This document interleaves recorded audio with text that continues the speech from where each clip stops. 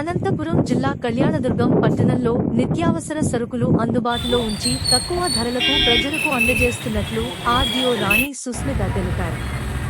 పట్టణంలోని గాంధీ సర్కిల్లో వినియోగదారుల కోసం కేంద్రాన్ని ప్రారంభించారు.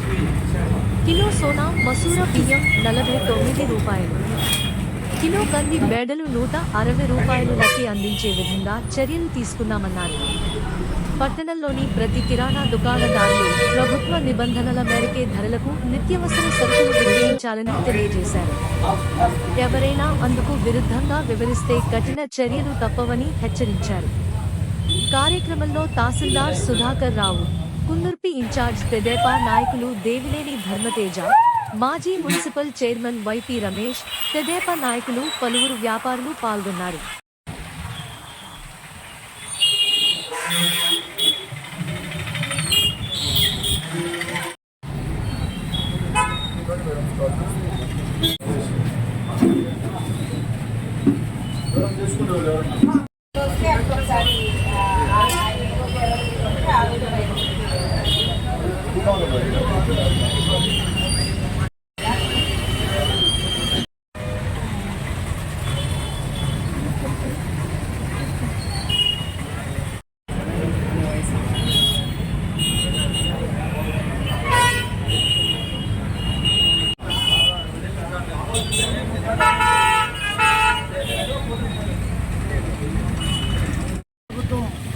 ఆదేశాల మేరకు మధ్యతరగతి వారికి మరియు పేదవారికి నాణ్యమైన సరుకులు తక్కువ ధరకు అందించే భాగంలో కళ్యాణదుర్గం ఆల్ మర్చెంట్స్ మరియు హోల్సేల్ మర్చెంట్స్ ద్వారా ప్రజలకి కందిబెడలు మరియు బియ్యాన్ని అందుబాటులోకి అందిస్తున్నారు.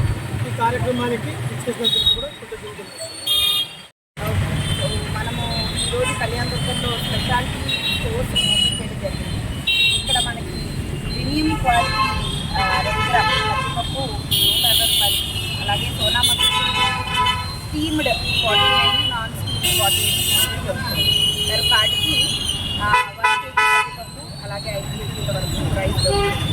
సో కావాలనుకున్న వాళ్ళు ఇక్కడ క్వాలిటీ తీసుకోవాల్సిందిగా ప్రజలు కోరుతున్నారు.